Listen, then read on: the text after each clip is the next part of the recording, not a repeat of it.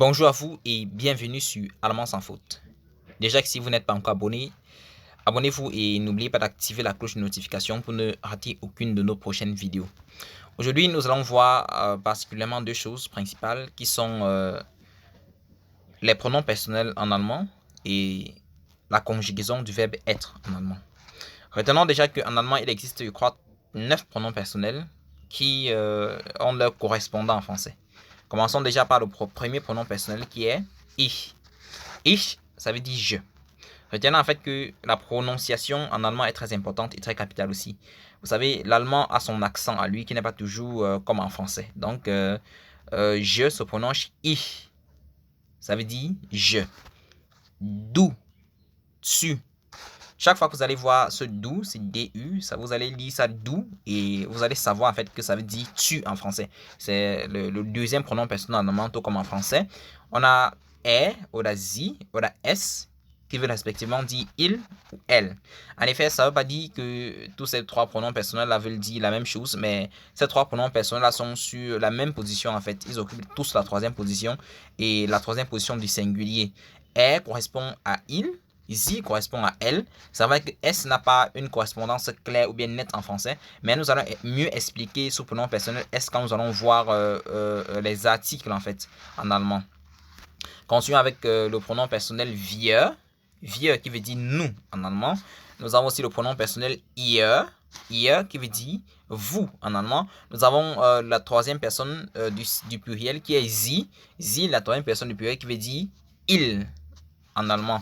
Nous avons aussi un dernier pronom personnel qui est sie. Remarquez bien comment écrit ce sie. Ce sie n'est pas écrit avec petit s. Il s'écrit toujours avec s majuscule, quel que soit où il se place dans la phrase. Il veut en fait dire vous. Vous comme en français, quand on s'adresse à une grande personne ou bien à une personne qu'on ne connaît pas, une personnalité, par exemple, on dit vous en français. C'est en fait ce sie en allemand et ça correspond à vous en français. Bon, maintenant nous avons fini avec les pronoms personnels et nous allons entamer avec le verbe être. Le verbe être en allemand c'est sein. Donc sein en allemand ça veut dire être, l'auxiliaire être en fait. Et nous allons commencer par la conjugaison du verbe être. Nous avons ich bin, je suis. Ich bin, je suis. Du bist, tu es. Du bist, tu es. Oder sie oder es ist. Il ou elle est. Wir sind, nous sommes. Wir sind, nous sommes. Ihr seid, vous êtes. Ihr seid, vous êtes. Sie sind, ils sont.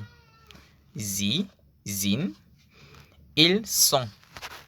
Sie sind encore, vous êtes.